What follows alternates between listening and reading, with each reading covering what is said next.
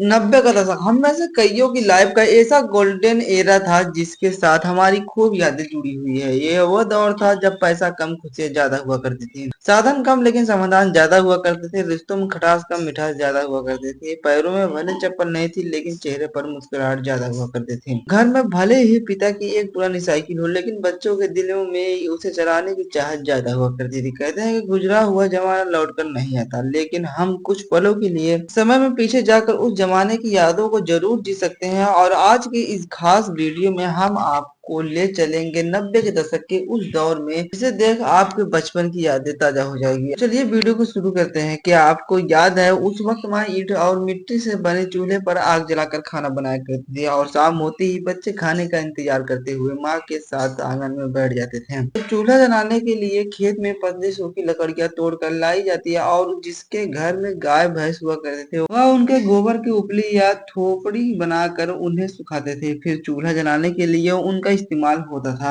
और जिसके घर गाय भैंस नहीं होती थी वह पड़ोस से या मार्केट से 1 रुपए के 2 दर्जन गोबर के उपले खरीद कर लाते थे। फिर माँ फूक फूक कर चूल्हा जलाते थे और जब वो जल जाता तो बच्चों की खुशी का भी ठिकाना ही नहीं रहता। वहीं जब सब्जी मंडी जाने का मौका मिलता था तो वहां दुकानदारों को कोयले से जलने वाले चूल्हे पर पकौड़ी समोसे और कचौड़ी बनाते देख मुंह में पानी आ जाता था। और सामान के लिए मिले पैसे से कुछ पैसे बचाकर हम नाश्ता खाने में खुद को रोक नहीं पाते थे। उस समय न वॉशिंग मशीन होती थी न ज्यादातर घरों में पानी के नल, तभी घर की बेटियां कुएं से बाल्टी भर के पानी ले आती और थापी से पीट पीट कर कपड़े धोया करती थी। जबकि कुछ लोग कपड़े लेकर नदी के किनारे बने घाटों में चले जाते थे और वहीं कपड़े धोकर नहा भी लेते थे। आजकल तो लगभग सभी के पास पक्के मकान है, लेकिन उस दौर में गांव में सिर्फ एक आधा लोगों के पास ही पक्के मकान हुआ करते थे। बाकी गांव के पास मिट्टी से बने हुए कच्चे घर हुआ करते थे। और आपको बता दूं कि जब दीपावली का त्योहार आता था तो लोग अपने इन्हीं घरों में मिट्टी और गाय के गोबर से लीपा पोती किया करते थे और इसे काफी शुभ माना जाता था। लोगों के घरों की दीवारें आला या ताक कहे जाने वाले